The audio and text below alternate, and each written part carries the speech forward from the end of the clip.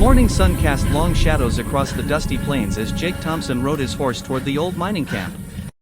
He had been traveling for 3 days, following reports of a woman in distress. The telegram he received was brief but urgent: someone needed help at the abandoned Silver Creek mine. Jake was known throughout the territory as a man who helped those in need. His weathered face and steady hands had seen him through countless dangerous situations. He owned a small ranch 20 miles south, but he couldn't ignore a cry for help. As he approached the camp, an eerie silence filled the air. The wooden buildings stood like ghosts against the desert landscape. Most of the structures were falling apart, with broken windows and sagging roofs. Only one building showed signs of recent activity, smoke rising from its chimney. Jake dismounted and tied his horse to a hitching post. His boots echoed on the wooden porch as he walked toward the door. Before he could knock, a weak voice called out from inside. "Help me, please. I don't have much time left." The voice belonged to a woman, and she sounded desperate. Jake pushed open the door slowly, not knowing what to expect. The room was dimly lit by a single oil lamp. In the corner, he saw a figure lying on a makeshift bed. "Ma'am, are you all right?"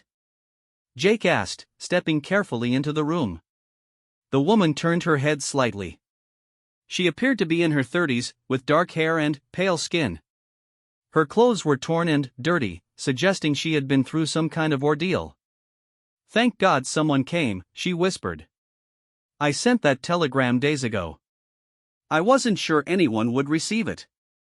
Jake moved closer, keeping his hand near his gun. Years of experience had taught him to be cautious. "What happened here? How did you get hurt?" The woman tried to sit up but winced in pain. "My name is Sarah Collins. I came here with a group of prospectors 2 weeks ago. We heard rumors about gold still hidden in these old mines."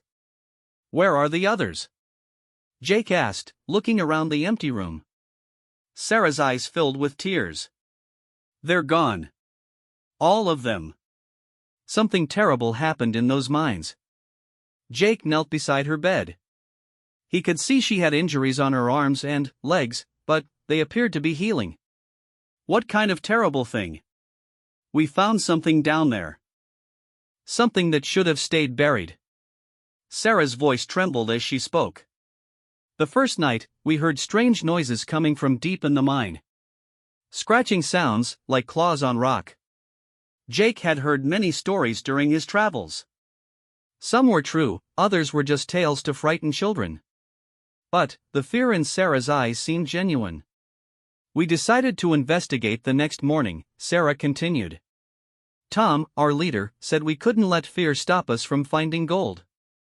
We lit our torches and went deep into the mine." She paused, taking a shaky breath. "About 100 feet down, we found a chamber we hadn't seen before. The walls were covered with strange markings, like symbols carved into the rock." Jake listened carefully. He had seen ancient markings before, left by tribes who lived in this area long ago. In the center of the chamber, there was a large stone altar. On top of it was a wooden box, covered in dust and cobwebs. Tom said it looked valuable, so he opened it. Sarah's hands began to shake. As soon as he lifted the lid, a terrible sound filled the cave. Like screaming, but not human. Then, the ground started shaking. "What was in the box?" Jake asked. "I don't know exactly. It was dark, and our torches were flickering. But I saw something move inside it. Something alive." Jake felt a chill run down his spine. He had faced many dangers in his life, but stories of supernatural encounters always made him nervous. The shaking got worse, and rocks started falling from the ceiling. We all ran toward the entrance, but Tom stayed behind. He was fascinated by whatever was in that box. Sarah grabbed Jake's arm with surprising strength. When we reached the surface, we waited for Tom. But he never came out. After an hour, we heard his screams echoing from the mine. "Did you try to help him?"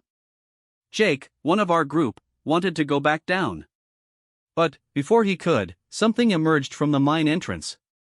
Sarah's voice became barely a whisper. It wasn't Tom. Jake stood up and walked to the window. Outside, he could see the entrance to Silver Creek Mine about 200 yards away. It looked like a black hole in the side of the mountain. What did you see? He asked. It looked like Tom at first. Same clothes, same build. But, when it got closer, we could see its eyes. They were completely black, like looking into an empty well. Jake had heard similar stories from other miners over the years. Some claimed that certain places held evil spirits that could possess people. The thing that looked like Tom started walking toward us. It moved strangely, like its joints didn't work properly. When it spoke, its voice was Tom's voice, but the words were wrong. What did it say? It kept repeating the same phrase over and over. Come back down. Come see what I found. Come back down. But its mouth wasn't moving in time with the words. Sarah pulled the blanket up to her chin. That's when we all scattered. Everyone ran in different directions. I hid in this building and watched through the window. Jake returned to her bedside. How long ago was this? 5 days. I've been hiding here ever since, too scared to leave. I haven't seen any of the others. I think that thing got them all. Jake considered her story. Parts of it seemed impossible, but Sarah's terror appeared genuine. Have you seen this creature since then? Every night, it comes back. It walks around the camp, looking in windows, calling for us to come out. Last night it found the building where I was hiding. Then, how are you still here? Sarah pointed to a silver cross hanging around her neck. My grandmother gave this to me. She said it would protect me from evil spirits. When that thing tried to enter this room, it stopped at the doorway. It couldn't come inside. Jake wasn't sure what to believe, but he knew Sarah needed help regardless of what had really happened. We need to get you out of here. Can you travel? I think so. But what about the others? What if they're still alive somewhere? Jake looked out the window again. The sun was starting to set, casting the camp in orange light. We'll have to come back with help. Right now, my priority is getting you to safety. As he spoke, a sound echoed across the camp. It was a voice calling from the direction of the mine. Sarah! Sarah, where are you? I found something wonderful down here. You need to see this. Sarah's face went white. That's Tom's voice. But Tom has been gone for 5 days. Jake drew his gun and moved to the window. In the distance, he could see a figure standing at the mine entrance. Even from this distance, something about it seemed wrong. The voice called again, louder this time. Sarah! Don't be afraid. Everything is going to be all right. Just come to the mine. Jake turned back to Sarah. We're leaving now. Can you walk? She nodded and started to get up. But, as she threw back the blanket covering her legs, Jake stepped back in shock. Sarah's legs were covered in strange markings, similar to the symbols she had described seeing in the mine.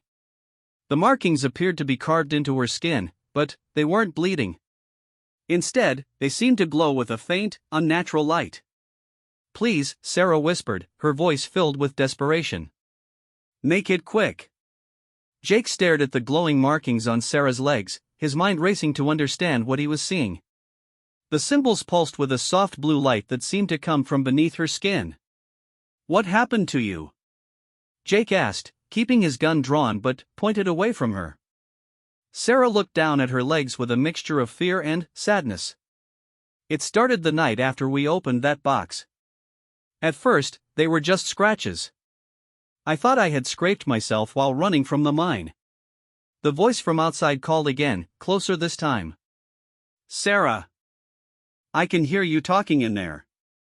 Don't listen to the stranger. He doesn't understand what we've found. Jake moved to the window and peered out carefully. The figure was now halfway between the mine and their building. In the fading light, he could see it more clearly. It did look like a man, but its movements were jerky and unnatural. "How many others were in your group?" Jake asked. "6 of us total.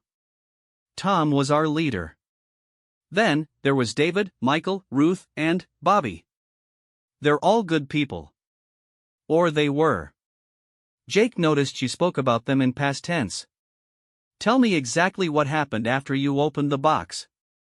Sarah pulled herself into a sitting position, wincing as the strange markings seemed to pulse brighter. "When Tom lifted the lid, a cold wind rushed out, even though we were deep underground. The temperature dropped so fast we could see our breath." She paused, listening to make sure the voice outside wasn't getting closer. "Inside the box was what looked like an old piece of leather, covered in the same symbols that are now on my legs. But the leather was moving, like it was breathing." Jake had seen many strange things in his travels across the frontier, but nothing quite like this. "What did Tom do?" "He reached in and touched it. As soon as his fingers made contact, he screamed and jerked his hand back. But it was too late. The symbols from the leather started appearing on his skin, just like these." Sarah pulled up her sleeves, revealing that the markings extended up her arms as well.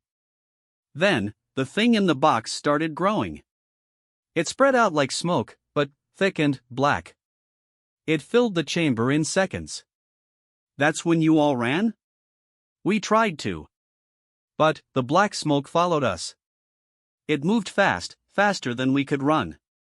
One by one, it caught up with each person." Jake could hear footsteps on the wooden porch outside. Slow, deliberate steps that didn't sound quite right. When it touched someone, they would stop running and just stand there, Sarah continued in a whisper. Their eyes would turn black, and these symbols would appear on their skin. "But you escaped?" "I was the last one. Just as the smoke reached me, I grabbed my grandmother's cross and held it up. The smoke pulled back like it had been burned. That's how I got away."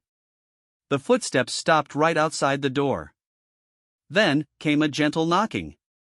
"Sarah, it's me, Tom. Open the door. I want to show you something beautiful." Jake positioned himself between Sarah and the door. "How do I know you're really Sarah? What if you're one of those things trying to trick me?" Sarah understood his suspicion. She pulled the silver cross from around her neck and held it out. "If I was one of those creatures, I couldn't touch this. My grandmother blessed it in the old church back in St. Louis." Jake took the cross and examined it. It felt warm to the touch and seemed to vibrate slightly in his hand. "Why are you asking me to make it quick?" "Make what quick?" Tears ran down Sarah's cheeks. "The markings are spreading. Each day, there are more of them. And I can feel something else growing inside me. Sometimes, I hear voices that aren't my own." The knocking came again, more insistent this time. "Sarah, I know you can hear me.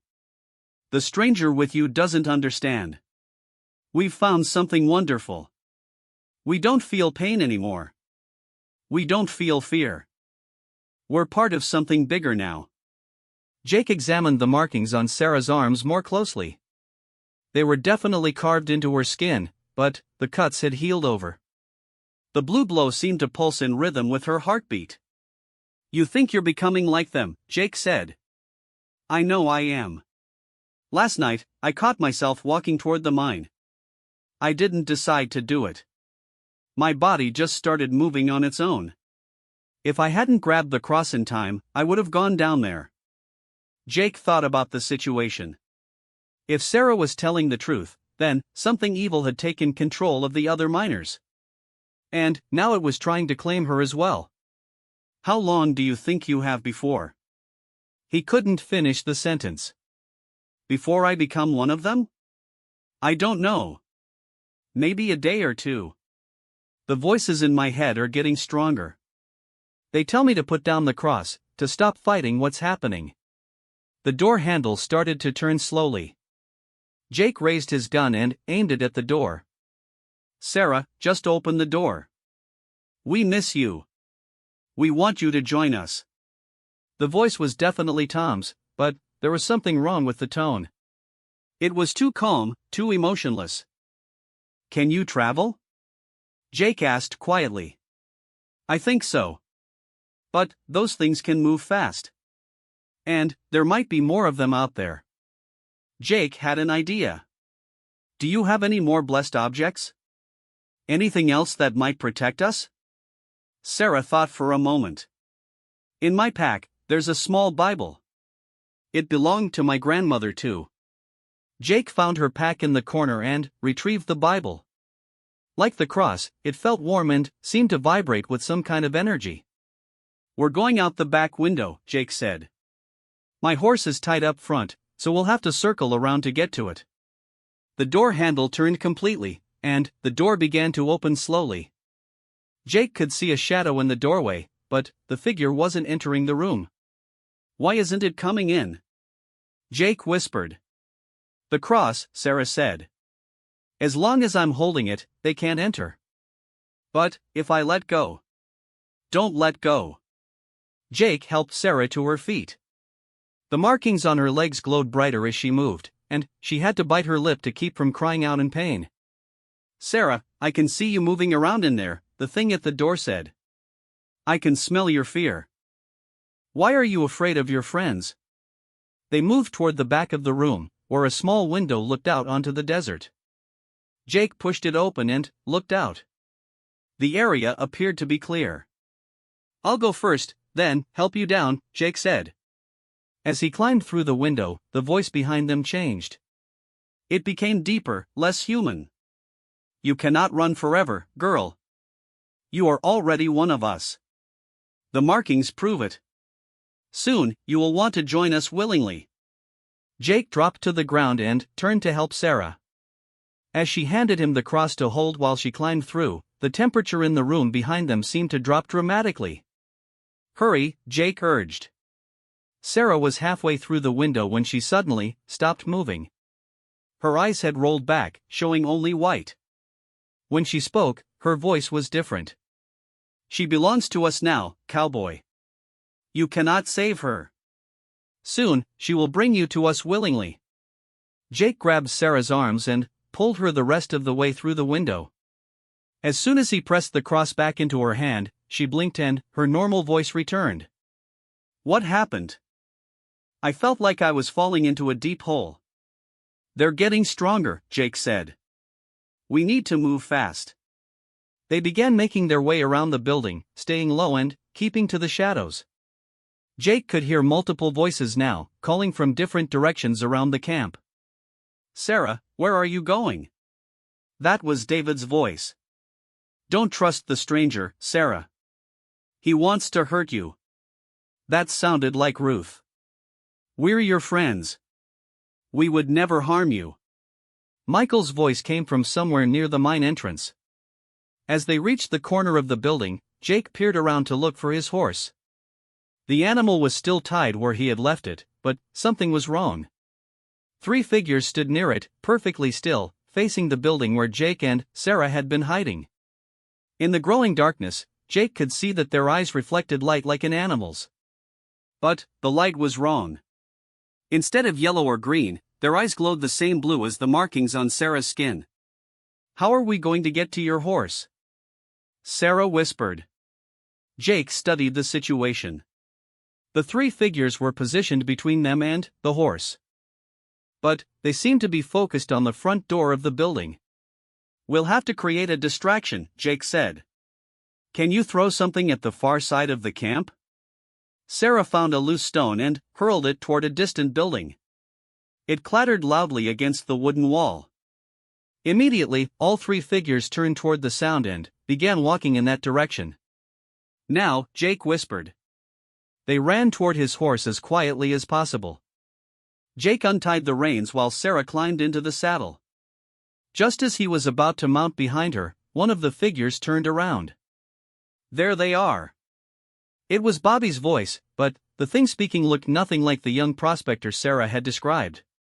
Its skin was pale gray, and the blue symbols covered most of its visible flesh.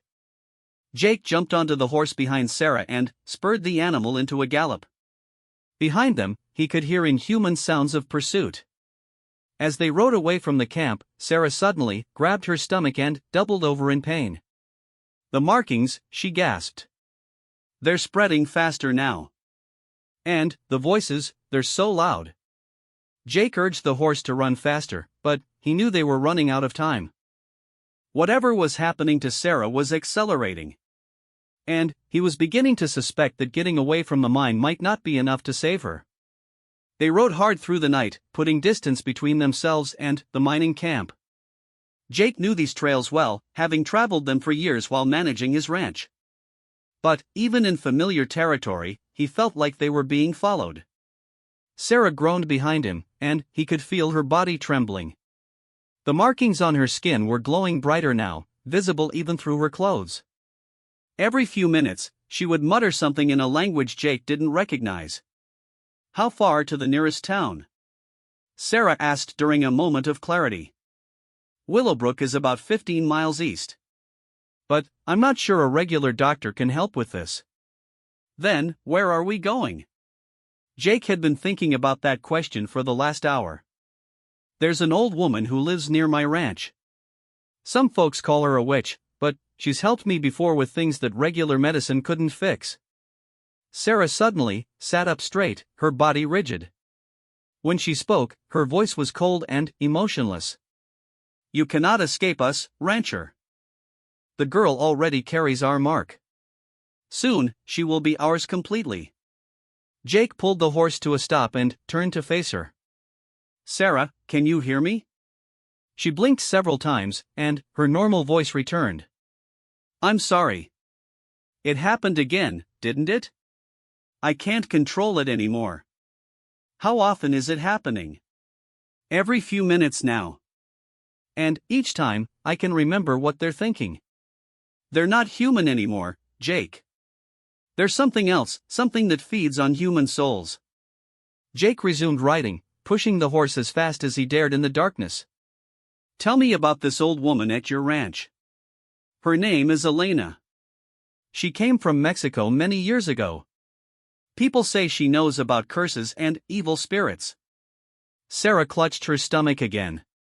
"There's something else. When those things take control of my mind, I can see through their eyes. They're not just staying at the mine camp." "What do you mean?" "They're spreading out, looking for more people. I saw them approaching a homestead about 5 miles from the mine. A family with children." Jake felt his blood run cold. "The Morrison family. They have 3 kids. We have to warn them. It's too late. By the time we get there, those things will have already reached them." Jake made a difficult decision. "Right now, you're my priority. We get you to Elena first, then we figure out how to help the others." Sarah was quiet for several minutes. When she spoke again, her voice was barely a whisper. "Jake, what if I'm already lost? What if trying to save me just puts more people in danger?" "Don't talk like that. Elena has dealt with supernatural problems before. She'll know what to do." "But what if she can't help? What if the only way to stop this thing from spreading is to—" She couldn't finish the sentence.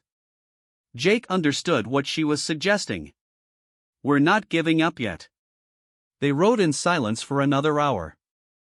Jake's ranch came into view just as the sun was rising. It was a modest spread with a small house, a barn, and corrals for his cattle. Elena's cabin sat on a hill about a quarter-mile away. As they approached the main house, Jake noticed something strange. His cattle were all gathered in the far corner of the pasture, huddled together as if they were afraid of something. "Something's wrong," Jake said. "Animals can sense supernatural things before people can." They rode directly to Elena's cabin. Smoke was rising from her chimney, which meant she was awake. Elena rarely slept much anyway, claiming that evil spirits were most active during the early morning hours. Jake helped Sarah down from the horse. She could barely stand on her own now. The markings had spread to cover her neck and face, and her eyes occasionally flickered with that unnatural blue light. Elena appeared in her doorway before they could knock. She was a small woman in her 70s, with gray hair and weathered hands. But her dark eyes were sharp and alert. I felt you coming, Elena said. Both of you. But only one of you is still fully human. Can you help her? Jake asked. Elena studied Sarah carefully. Come inside, both of you. Quickly. The interior of Elena's cabin was unlike any place Jake had ever seen. Dried herbs hung from the ceiling, strange symbols were painted on the walls, and candles burned in every corner. The air smelled of sage and something else Jake couldn't identify. Lay her on the table, Elena instructed. As Jake helped Sarah onto the wooden table, Elena began examining the markings on her skin. These are not ordinary symbols, Elena said. They are binding marks, used to claim a soul for something very old and very evil. Can you remove them? Elena shook her head. The marks themselves are not the real problem. They are just a sign that something has attached itself to her spirit. Removing them won't free her. Sarah opened her eyes and looked at Elena. Please, help me. I can feel myself disappearing a little more each time they take control. Elena placed a wrinkled hand on Sarah's forehead. The thing that has you is ancient. It has been sleeping in that mine for many years, waiting for someone to wake it up. What exactly is it? Jake asked. A soul eater. It feeds on human life force and creates servants to help it gather more victims. Each person it claims becomes part of its collective consciousness. Sarah suddenly arched her back and screamed. When the scream ended, her voice had changed again. Old woman, you meddle with forces beyond your understanding. Release the girl to us, and we will spare your life. Elena didn't seem frightened. I have dealt with your kind before, demon. You have no power here. She reached into a leather pouch and sprinkled some kind of powder over Sarah's body. The markings immediately began to fade, and Sarah's normal voice returned. How long will that last? Jake asked. Not long. The powder will weaken its hold temporarily, but it cannot break the connection completely. Then, what can? Elena walked to a shelf and retrieved an old leather book. There is a way, but it is dangerous for everyone involved. She opened the book and showed them a page covered with symbols similar to those that had been on Sarah's skin. The Soul Eater can only be destroyed by returning it to its prison and sealing it permanently. But someone must go back into the mine and face it directly. Jake studied the symbols. What would we need to do? First, you must find the original container that held the creature. The wooden box that was opened. Then, you must speak the binding words while touching both the box and the creature itself.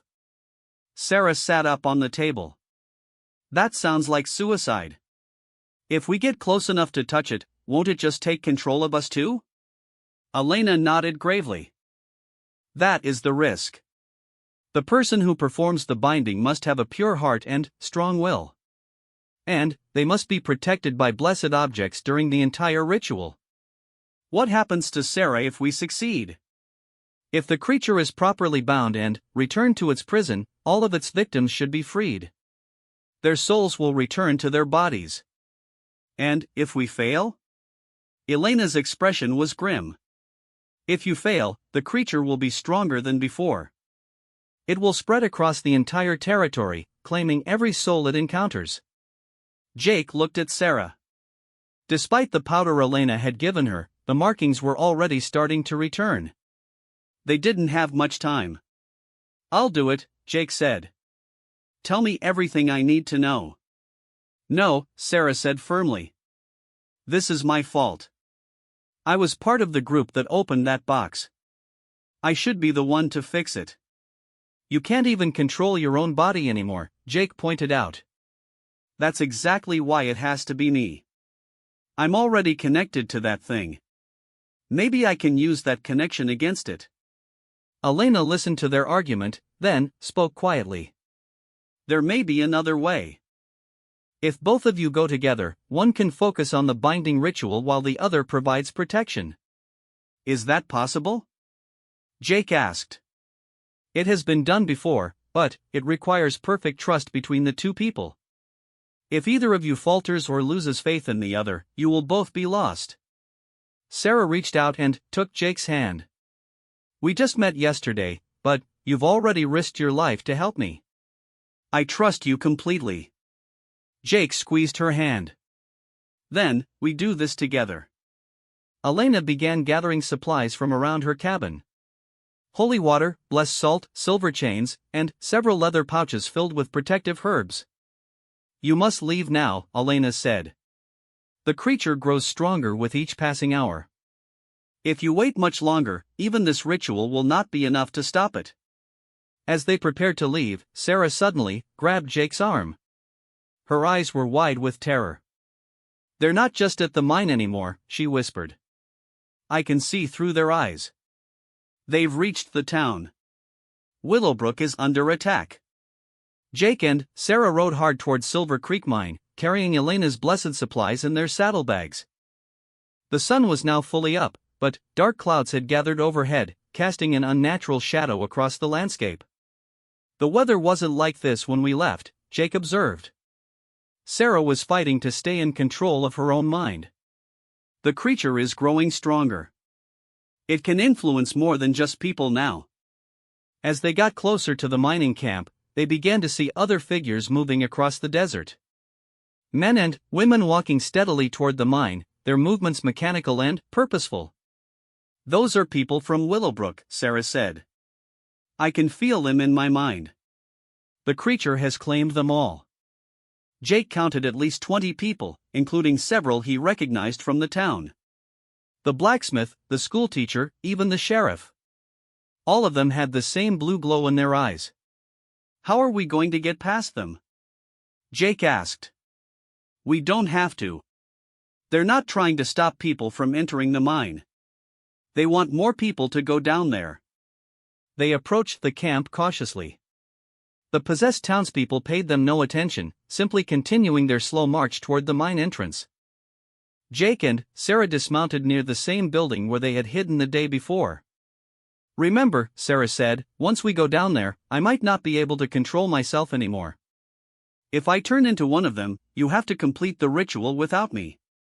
That's not going to happen, Jake said firmly. They gathered their supplies and approached the mine entrance. The wooden framework around it was old and partially collapsed, but the opening was clear. A cold wind blew from deep underground, carrying the smell of decay and something else, something ancient and wrong. Jake lit a torch and they began their descent. The mine shaft was deeper than he had expected, with multiple tunnels branching off in different directions. Which way? Jake asked. Sarah closed her eyes for a moment. Straight ahead, then left at the first junction. I can feel where it is. As they walked deeper into the mine, they began to see the symbols carved into the walls that Sarah had described. They covered every surface, glowing faintly in the torchlight. These markings, Jake said, they're not random. They're telling a story. Sarah studied them as they walked. Elena was right. This thing is ancient. These symbols show it being worshipped by people, then bound and imprisoned. They reached the junction and turned left. Ahead of them, they could see a faint blue light coming from a large chamber. That's it, Sarah whispered. That's where we opened the box. As they approached the chamber entrance, Sarah suddenly stopped walking. Her body went rigid, and when she spoke, it was with the voice of the creature. Welcome, rancher. We have been waiting for you to bring her home. Jake grabbed Sarah's shoulders. Fight it, Sarah. Don't let it take control now. But Sarah's eyes had already turned black. She reached for the blessed supplies in Jake's pack, but as soon as her fingers touched the silver chain Elena had given them, she screamed and jerked her hand back. The old woman has protected you well, the creature said through Sarah's mouth. But her protections will not last long in our domain. Jake wrapped the silver chain around his wrist and grabbed Sarah's hand. The metal burned against her skin, but it seemed to weaken the creature's hold on her. Sarah, if you can hear me, we're almost there. Just hold on a little longer. They entered the chamber, and Jake immediately understood why Tom and the others had been fascinated by this place. The room was enormous, carved from solid rock in perfect geometric shapes. The walls were covered with symbols that pulsed with blue light, creating an almost hypnotic effect. In the center of the chamber was a stone altar, just as Sarah had described. And, on top of it was the opened wooden box. But, the box was no longer empty. A dark, writhing mass had emerged from it and grown to fill most of the chamber ceiling. It looked like smoke, but it moved with purpose and intelligence. Within the darkness, Jake could see faces, dozens of them. The possessed miners and townspeople, all connected to this central entity. "Welcome," the mass spoke with the combined voices of all its victims. "Join us willingly, and we will make your death quick." Jake pulled out Elena's leather book and found the page with the binding ritual. "I need to get close enough to touch both the box and that thing at the same time." Sarah was struggling to maintain control of her body. "Jake, it's too strong. I can't fight it anymore." The blue markings on her skin were now covering her entire body, glowing so brightly they illuminated the chamber. She began walking toward the altar, her movements no longer her own. Jake realized he had to act now or lose her forever. He sprinkled the blessed salt in a circle around himself and began reading the binding words from Elena's book. The ancient language felt strange on his tongue, but, as he spoke, the creature reacted with obvious pain. The dark mass writhed and contracted, and its voices became a chorus of screams. "You cannot bind us, human. We are eternal." Jake continued reading, step by step approaching the altar. But, he needed to touch both the box and the creature simultaneously to complete the ritual. Sarah reached the altar first and placed her hands on the wooden box. But, instead of being consumed by the dark mass, she began to speak in the same ancient language Jake was reading. "Sarah, what are you doing?" "I can read the symbols," she said, her voice strangely calm. "They're not just telling the story of how this thing was bound before. They're showing how to do it again." Jake realized that Sarah's connection to the creature was working both ways. She could access its memories, including the knowledge of how it had been imprisoned originally. Together, they continued the binding ritual. Jake read from Elena's book while Sarah spoke the words that appeared in her mind. The creature fought desperately, sending waves of cold and terror through the chamber. "You will die for this," it screamed. "Even if you bind us, we will drag you into darkness with us." The dark mass began to contract, pulling back toward the wooden box. But, as it shrank, it reached out with tendrils of shadow toward Jake and Sarah. "Don't let it touch you," Sarah warned. "If it makes contact now, it can pull our souls out of our bodies." Jake grabbed the silver chain from his wrist and threw it over the box. The blessed metal created a barrier that the creature couldn't cross. "Now!" Sarah shouted. "Touch the box." Jake reached out and placed his hand on the wooden container. At the same moment, Sarah put her other hand on his arm, creating a connection between all three of them. The binding words reached their climax, and the creature let out a final, deafening scream. The dark mass collapsed back into the box like water being sucked down a drain. The moment the creature disappeared into the container, the blue markings on Sarah's skin began to fade. Around the chamber, Jake could see the faces in the darkness returning to their normal appearances. Sarah collapsed to her knees, but her eyes were clear and human again. "Is it over?" Jake quickly closed the lid of the box and wrapped it completely in the silver chain. "I think so. But we need to make sure it stays trapped this time." Using Elena's blessed salt, they created a permanent binding circle around the altar. Jake carved additional protective symbols into the stone using his knife and the silver chain. "We should seal the mine entrance too," Sarah suggested. "Make sure no one else can accidentally free that thing." As they made their way back to the surface, they encountered the other victims of the creature. Tom, David, Michael, Ruth, and Bobby were all sitting near the mine entrance, looking confused but alive. The townspeople from Willowbrook were also returning to normal, though most of them had no memory of how they had gotten to the mine. "What happened down there?" Tom asked as Jake and Sarah emerged from the mine. Something that should have stayed buried, Jake replied. But, it's over now. Working together, they used explosives from the mining equipment to collapse the entrance to Silver Creek Mine. The tunnel was sealed permanently, with the creature trapped in its underground prison. Elena was waiting for them when they returned to Jake's ranch. She examined Sarah carefully and confirmed that all traces of the creature's influence were gone. "The markings may leave scars," Elena said, "but your soul is your own again." Sarah looked at her arms, where faint lines remained where the blue symbols had been. "I can live with scars. They'll remind me to be more careful about what boxes I open." Over the following weeks, life in the territory returned to normal. The people who had been possessed recovered completely, though most chose not to talk about what they had experienced. Tom and his prospecting team decided to look for gold elsewhere, far from any old mines or mysterious chambers. Sarah stayed in the area, helping Jake run his ranch. She said she needed some time to process everything that had happened before deciding what to do next. One evening, as they sat on the porch watching the sunset, Sarah asked Jake a question that had been bothering her. "Do you think there are other things like that creature out there? Other ancient evils waiting to be discovered?" Jake considered the question carefully. "Probably. But I also think there are good people willing to fight them when necessary." Sarah smiled and squeezed his hand.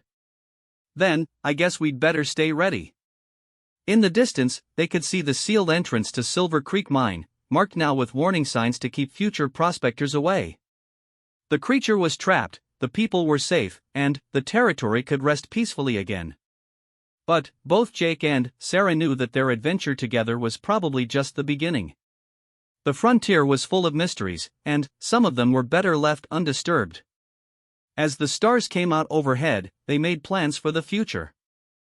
There were other ranches to visit, other towns to help, and other people who might need someone willing to face the unknown.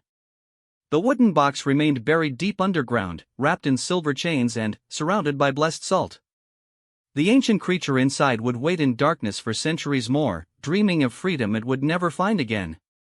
And, somewhere in the territorial capital, news of the incident at Silver Creek Mine was being recorded in official reports that would be filed away and forgotten by everyone except those who knew that some stories were too dangerous to tell. The frontier had many secrets, but some of them were meant to stay buried forever.